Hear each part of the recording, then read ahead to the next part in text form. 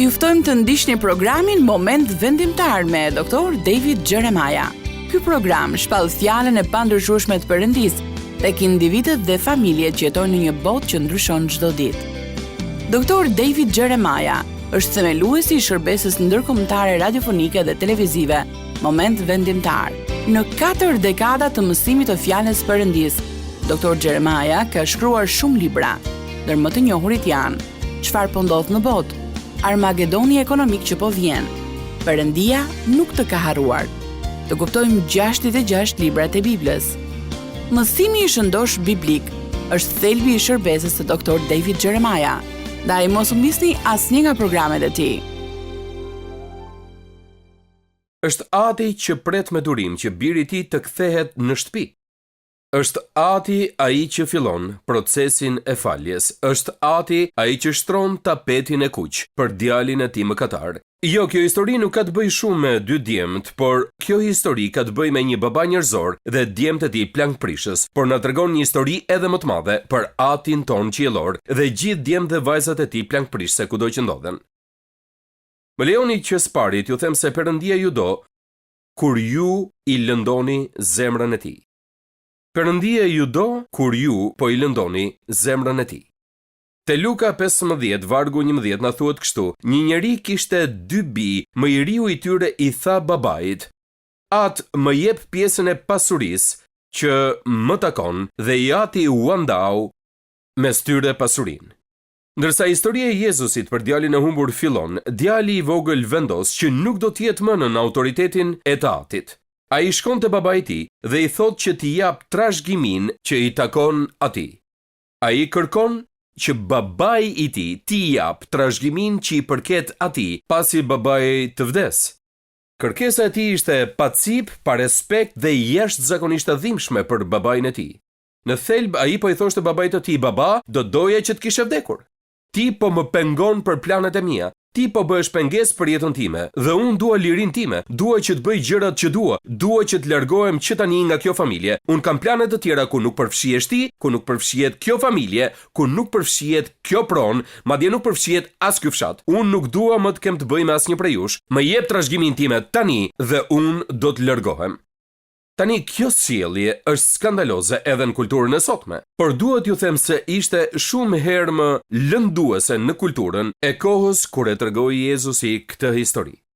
Por shumë interesante është që historia nuk tregon asnjë nga përpjekjet e atit për ta ndaluar djalin që të bënte atë që donte vetë ai. Ai e la të shkonte. Sa prej jush e din se ati në qiell shpesh në lë të shkojmë.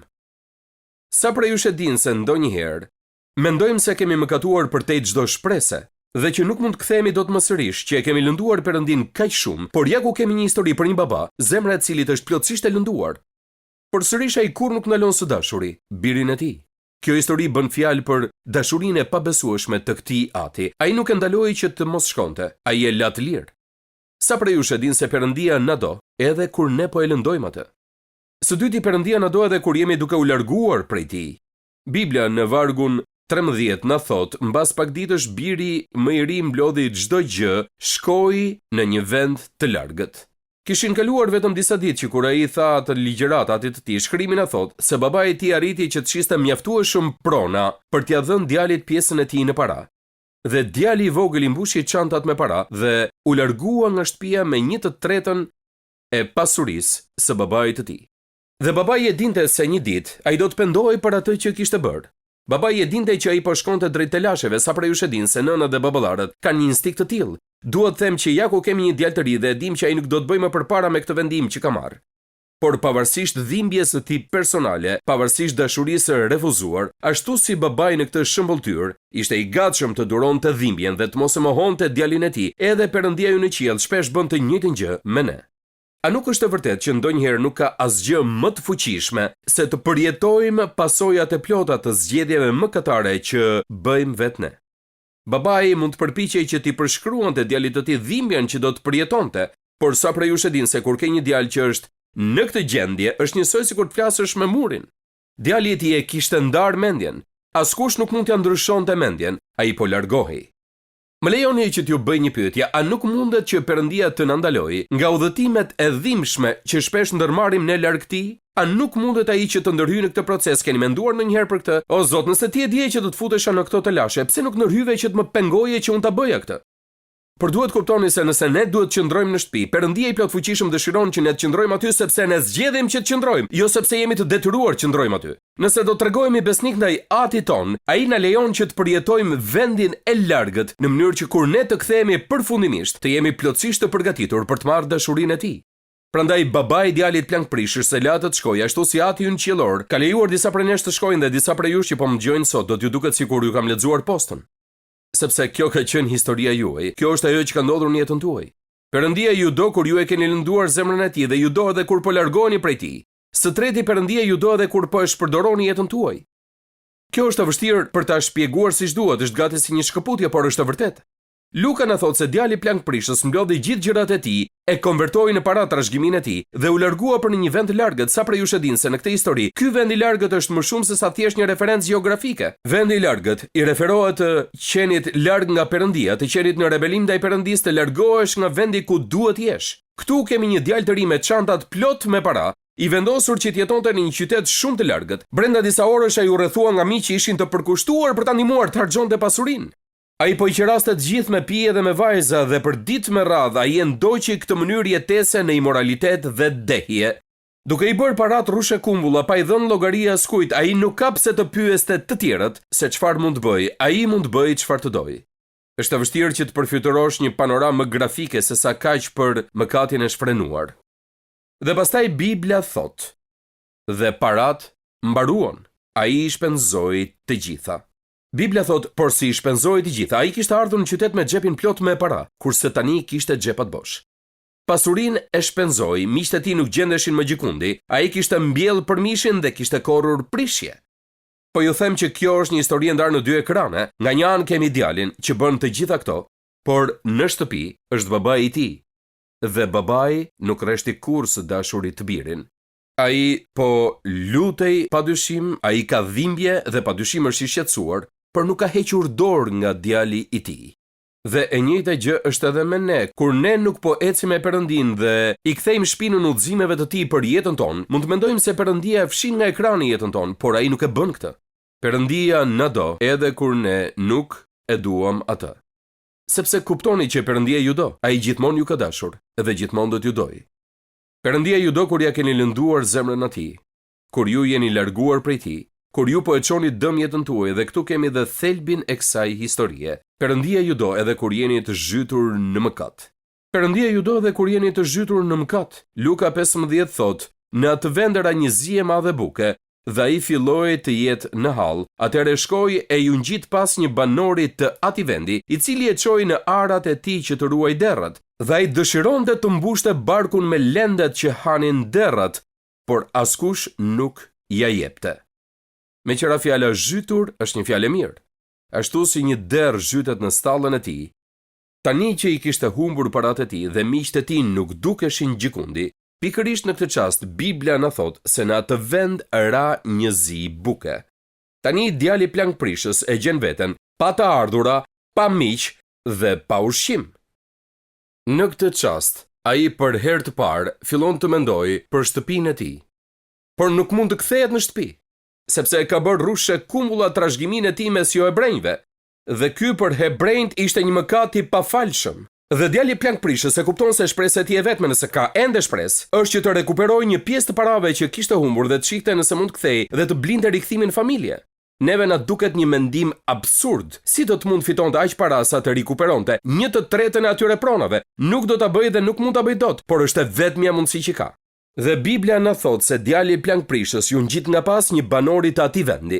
Ai gjeti një qytetar, fjalë kjo që sugjeron pasuri, dhe ai ju bashkua atij qytetari. Me fjalë të tjera, ai gjeti dikë që ishte i pasur dhe ju ngjit pas atij njeriu. Shkonte kudo ku shkonte ai, e ndiqte atë kudo ku ai shkonte.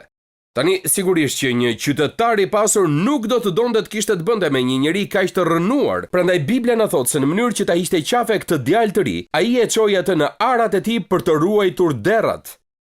Dhe ai dëshironte të mbushte barkun me lendet që hanin derrat, por askush nuk ja jepte, na thot shkrimi. Dhe më duhet ju them se kjo është pika më ullët e historisë. Tani e vetmja gjë që po mendonte djali ishte fakti se ai ishte djali i një pronari të pasur hebre, që po jetonte mes atyre që hebrejt i konsiderojnë zyrtarisht si kafshët më të papastra dhe të përçmuara në faqen e tokës së gjelbër të Perëndisë. Perëndia ju do kur ju i lëndoni zemrën atij. Ai ju do kur ju largoheni. Ai ju do kur ju po e çoni jetën tuaj dëm. Ai ju do kur jeni të zhytur në mëkat dhe me qira fjala, shprehja i zhytur në mëkat është diçka që nuk është zhdukur ende nga kultura jonë. Ndërsa po studioja këtë, po shikoja programin Sport Center në ESPN në mbrëmje dhe një nga prezantuesit po bënte një intervistë me Lee Steinberg, një ish agent sportist, është një nga agentët më të famshëm të historisë. Në fakt, ai është njeriu që frymëzoi filmin Jerry Maguire. Ai ishte agenti sportiv për çdo qendërmbrojtës të rëndësishëm në kohën e tij dhe respektonin shumë, mendonin se ai ishte më i madhi dhe kështu duhet këtë menduar dhe ai vet, sepse lejoi veten të dilte jashtë kontrollit dhe filloi të përdorte alkool dhe drogë, duke e çuar dëm jetën e tij deri te historia, dhe këtë histori e tregon vetë ai thotë: "Përfundova një ditë në spitalin Hog me pelena.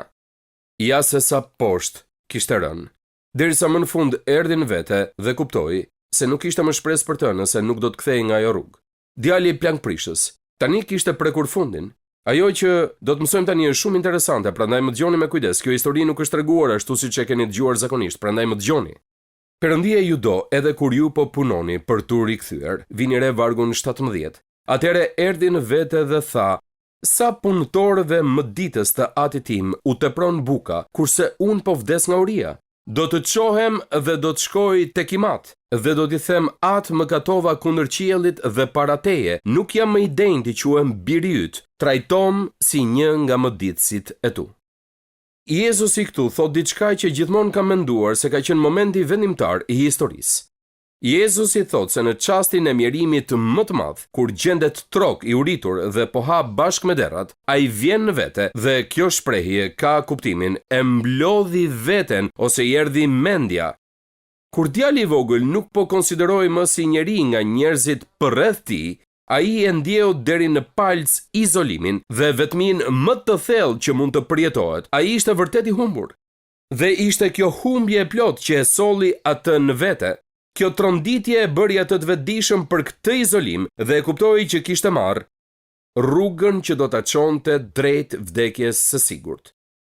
Në të njëjtin kohë kuptoi qartë se shtegu që kishte zgjedhur dhe ku po e çonte ishte i lehtë për t'u gërmuar. Ai e kuptoi që e kishte zgjedhur vetë vdekjen dhe që edhe një hap tjetër në drejtimin që po shkonte do ta çonte atë në vetëshkatrim.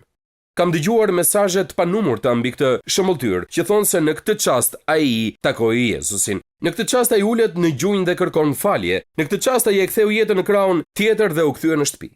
Por a e bëri këtë? A na thuhet ndonjë gjë në pasazh që atij vinte keq për atë që kishte bërë? A na thuhet ndonjë gjë këtu që të na tregojë se ai kishte thyer zemrën babait të tij? A ka ndonjë gjë këtu të na bëjë të besojmë se në këtë çast ai erdhi në besim? Jo, nuk kemi asnjë grim prove në këtë histori që të na tregojë se ky djalë plankprishës u pendua ndërsa ndodhej në vendin e largët. Por ajo që ai bën është që të përpiqej të gjejë një mënyrë për të dalë nga kjo katrahur ku ndodhej. Kur djali i plankprishës e kuptoi se po jetonte poshtë nivelit të jetesës së njeriu që babai i tij paguante më pak nga të gjithë, ai erdhi në vete. Atij i erdhi mendja. Na thuhet këtu në pasazh, ai po hante me derrat, kurse njeriu më pak i paguar nga babai im po jetonte shumë herë më mirë se sa unë. E di se çfarë duhet bëj. Unë do të kthehem në shtëpi dhe do t'i kërkoj babait të më fal. A nuk jemi edhe ne kështu? Edhe kur ndodhemi në telashe të mëdha, e keni vënë re se sa shumë luftojmë që të mos na duhet të themi e kam gabim. E dini, këtë e bëjmë çdo ditë. Më kujtohet një herë kur udhtoja me Donën në autostradën e New Jersey-t. Kishim qenë diku dhe po ktheheshim në New Jersey. Dhe Dona më tha, më duket se e kalove daljen. Unë i thash, zemër, nuk e kalova daljen. Ajo më tha, e po e di çfarë, më duket se e pash tabelën për të kthyer. I thash, zemër, nuk e kaluam daljen, thjesht më beso. Dhe ajo u kthye sërish për të fjetur. Ne vazhduam rrugën e autostradë dhe shumë shpejt pash një tabelë, qyteti i New Yorku, 88 kilometra. Kalova 4 dalje nga autostrada për gjetur një mënyrë që ta ktheja makinën me ngadalë, në mënyrë që ajo të mos e merrte vesh se po ktheheshim në shtëpi. A nuk jemi të gjithë kështu, pra më shikoni pak, a e kuptoni sa për çfarë po flas? Do të bënim çdo gjë që të mos na duhet ta pranojmë se kemi gabim. Ajo që po bën ky djalë i ri është ajo që shpesh bëjmë edhe ne. Në vend që të ulemi në gjuhin dhe të themi Zot Perëndi, jam larguar prej teje, e kam katranosur jetën time, Satani do të na jap lloj-lloj arsyesh që të na pengojë të bëjmë atë që duhet të bëjmë. Këtë do të bënte edhe ky djalosh. Ai e kishte vendosur. Unë mund të bëj vetë këtë. Do të kthehem dhe do t'i rregulloj punët me babain tim. Dhe pastaj numri 6, Perëndia ju do kur ju jeni të mbështjellë në krahët e tij të faljes. Dhe këtu historia bëhet e mrekullueshme. Luka 15:20 thot, u çua pra dhe shkoi tek Iati, por kur ishte ende larg, Iati e pa dhe me dëmshuri u lëshua me vrap, rambi qafën e tij dhe e puthi, dhe i biri tha, o At, më katova kundër qiellit dhe para teje dhe nuk jam më i denjë të quhem biri yt. Ndonjëherë njerëzit mendojnë se babai po priste në dhomën e ndenjes që i birit kthehej në shtëpi, nuk është kështu. Bibla thotë se ai po shihte për të, mbas ai ishte ngjitur në ndonjë nga kullat që mbronte tokën e tij dhe priste çdo ditë në atë kull duke kontrolluar horizontin për ndonjë shenjë nga i biri. Pasazhi në greqisht e vë theksin tek tok fjalëshi kur ishte ende larg. Bibla në thotë se kur babai e pa, ai pati dëmshuri. Dhe pastaj bëri diçka që asnjë baba i nderuar hebre nuk do ta bënte kurrë. Bibla thotë se ai vrapoi për aty ku ishte i biri. Ai vërtet ja futi vrapit për të takuar të birin dhe filloi ta bombardonte me puthje. Në lindjen e mesme, një njeri i moshës dhe rangu të tij gjithmonë ecën në mënyrë të ngadalt dhe plot denjitet. Por tani babai po vraponte në rrugë. Për ta bërë këtë, atij është dashur që të mblidhte fundin e rrobës së tij dhe kështu do t'i dukeshin këmbët në një mënyrë që konsiderohej shumë poshtëruese, dhe e gjitha kjo ishte shumë poshtëruese për të, dhe ndërsa lëvizte nëpër fshat, ai u bë objekt talljesh nga miqtë dhe bashkëfshatarët. Babai i tij e dinte se nëse i biri do të kthehej në fshat pa të, ai nuk do të kishte asnjë mundësi. Ja pra se çfarë bëri babai. Ai e mori mbi veten e tij turpin që meritonte i biri dhe vrapoi në një çast shumë të sikletshëm duke humbur dinjitetin e tij. Dhe aty në fund të fshatit, Bibla na thotë se rambi qafën e të birit, dhe Bibla është shumë e qartë për këtë. Ai nuk është se thjesht e puthi, ai e puthi, e mbuloi të birin me puthje. Me qëra fjala, a nuk është kjo ajo që Perëndia ka bërë për ne? Ai ka marrë mbi veten e tij turpin që meritojmë ne, apo jo? Ai dërgoi birin e tij në këtë botë që të varej në kryq mes dy hajdutëve, në mënyrë që turpi që ne meritojmë të binte mbi vet birin e tij. Perëndia ju do kur ju i keni lënduar zemrën, kur ju largoheni prej tij, kur ju po e çoni dëm jetën, kur ju jeni të zhytur në mëkat, kur ju po punoni për të rikthyer, kur jeni të mbështjellë në krahët e tij të faljes, dhe ju do kur ju mirëpret sërish në shtëpi. Kjo së bashku me historinë e Jozefit dhe familjes së tij duhet jetë një nga çastet më të mëdha të historive të Biblës.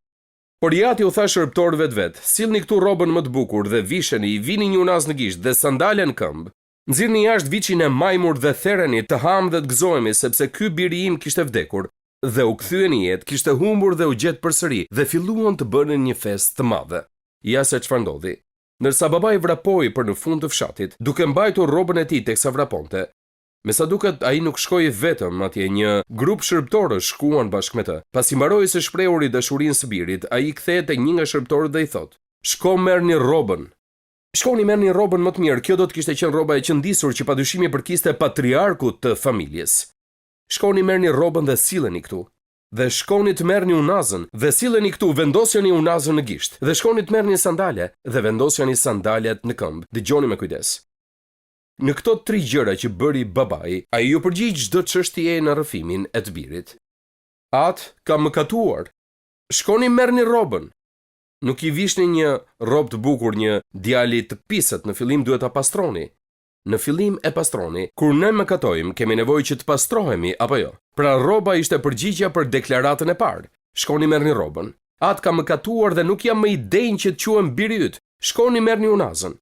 Dhe vendoseni në gishtin e tij. Unaza ishte simboli i autoritetit të familjes që e lejonte këtë djalë të bënte biznes në emër të babait të tij. At nuk jam më i denjë që të quhem biri yt, trajtohem si një nga mëditësit e tu.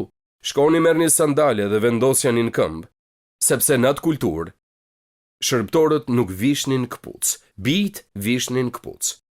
Pra ky baba, jo vetëm verbalisht, por edhe simbolikisht, e mirëpriti birin e tij, duke zgjidhur çdo problem që e ndante atë nga familja, gjë që është saktësisht ajo që Perëndia ka bërë për ne, lëvduar qoftë ai. Ai na ka mirëpritur në shtëpi, ai ka zgjidhur çdo problem tonin, ai na ka takuar në nevojat tona. Dhe tani, djali nuk po u drejtohet banesave të shërbëtorëve, por për në hollin e banketit. Babai thot, shkoni dhe therni viçin më të majmur, sepse sonte do të bëjmë një fest. Dhe dini se më përpara në pasazh na thuhet se sa herë dikush humbet dhe pastaj shpëtohet, ka gëzim në qiell është në këtë pasazh. 2 herë. Ja çfarë kam zbuluar teksa lexoja këtë histori. Kur ky djalë i ri u shpëtua, u bë një fest në qiell dhe një fest tjetër në tokë. U bën 2 festa për të. Një fest në shtëpinë e babait të tij këtu në tokë dhe një fest tjetër në shtëpinë e atit lart në qiell. Ata po festonin për rikthimin e këtij djalit të humbur. Është vërtet sot se çdo herë që dikush pranon Zotin Jezus Krisht si shpëtimtarin e tij, ka gëzim në qiell. Tani ndërsa po vim drejt fundit të kësaj historie, duhet t'i kujtojmë vetes se kjo histori ka të bëjë me hirin dhe dashurinë e bollshme të Perëndisë së plot fuqishëm, i cili na do edhe kur ne nuk e duam atë. Përgjatë gjithë kësaj historie, gjithçka që kishte bërë ky djalë i ri, ishte që kishte shkuar në drejtimin e gabuar, larg nga Perëndia. Nëse do të ishte si ne, do të ketë patur një pikë ku nuk do të kishte më kthim pas, si baballarën e themi mjaft më. Mjaft na ke lënduar, mjaft e ke lënduar këtë familje, mos u kthe më. Kam punuar për këtë me prindër. Jezusi e përshkruan këtë çast në një koment që bën, dhe ja se çfarë thot ai. Do të ketë gëzim në mes të engjëjve të Perëndisë për një mëkatar të vetëm që pendohet. Tani kjo histori është gati në fund, por jo tamam. Në këtë histori kemi një pjesë në fund që shpesh lihet mnjan. Sepse siç e mbani mend, ju thash se kjo nuk është historia e një djali, kjo është historia e 2 djemve. Historia fillon një njeri kishte 2 bij. Ndërsa djali i vogël kishte qenë rebel dhe ishte larguar në një vend të largët, djali i madh ishte në ar duke bërë punët e babait të tij, duke menaxhuar pronat e babait. Ai kishte qëndruar në shtëpi, por ju lutem mos mendoni se është trajtuar në mënyrë të padrejtë. Dikur kam menduar kur e lexova këtë histori shumë vite më parë se ishte i mërzitur se vllai i vogël i kishte marrë paraprakisht paratë e tij, kurse ai nuk i kishte marrë ende. Por nëse kthehemi dhe e lexojmë, do të gjejmë një fjalë të vogël që nuk na le ta besojmë këtë. Na thuhet dhe i ati u andau mes tyre pasurinë, pra që të dy i morën paratë e tyre. Djali i vogël i harxhoi të gjitha dhe i shpërdoroi, kurse djali i madh kishte të gjitha, mbase i kishte edhe në flori. Dhe ai po menaxhonte fermën. Dhe po kthehej në shtëpi atë natë pasi djali i vogël ishte rikthyer dhe ndërsa i afroi shtëpisë, ai dëgjoi muzikë dhe fest dhe thirrri një nga shërbëtorët e rinj dhe i tha çfarë është duke ndodhur kështu në shtëpi. Dhe shërbëtori tha, "Oh, po bën një fest. Vllai yt është kthyer në shtëpi. Ai ishte larguar, ai ishte i humbur, por tani u gjet. Ai ishte i vdekur, por është gjallë dhe babai yt është kaq i gëzuar sa bëri një fest. Eja të shkojmë në fest." Dhe Bibla na thot, ai u zemrua dhe nuk deshi të hynte.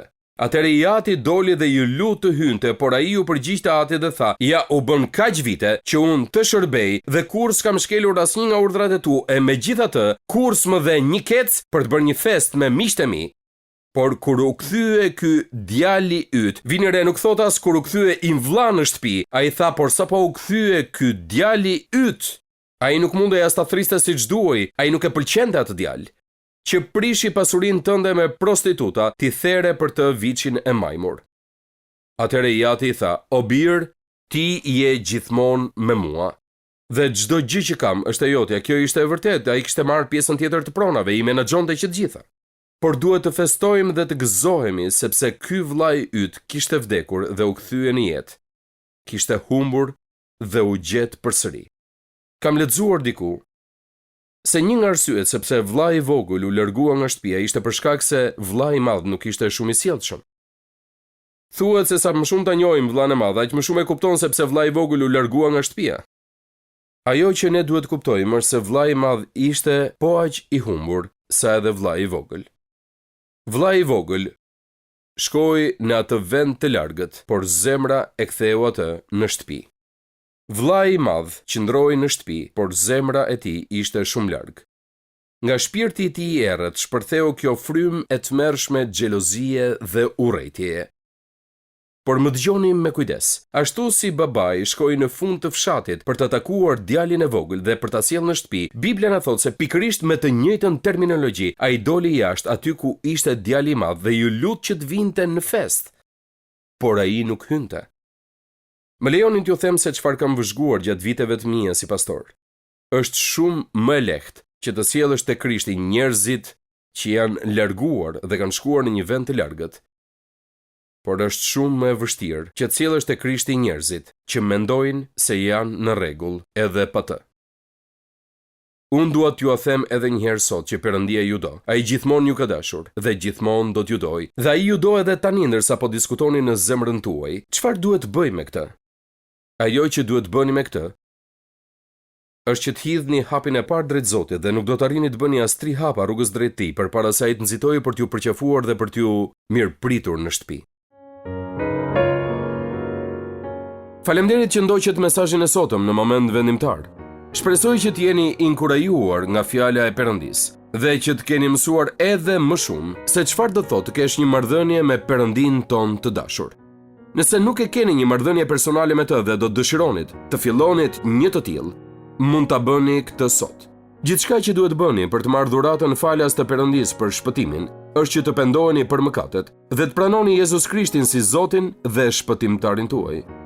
Nëse ju e keni marrë këtë hap besimi sot, ju inkurajoj që të lidheni me një shërbes të besueshme apo me një kishë të zonës dhe të tregojeni dikujt për vendimin tuaj. Unë lutem që ju të vazhdoni të rriteni në besimin e ri që sapo keni gjetur. Perëndia ju bekoft. Do të takohemi herën tjetër këtu në Moment Vendimtar. Ndoqët programin Moment Vendimtar me Dr. David Jeremiah. Rikthehemi sërish tek ju javën e ardhshme me një tjetër mesazh për fuqinë e jashtëzakonshme të fjalës së Perëndisë, që ndryshon jetën tona përgjithmonë. Deri atëherë, miru dëgjofshim.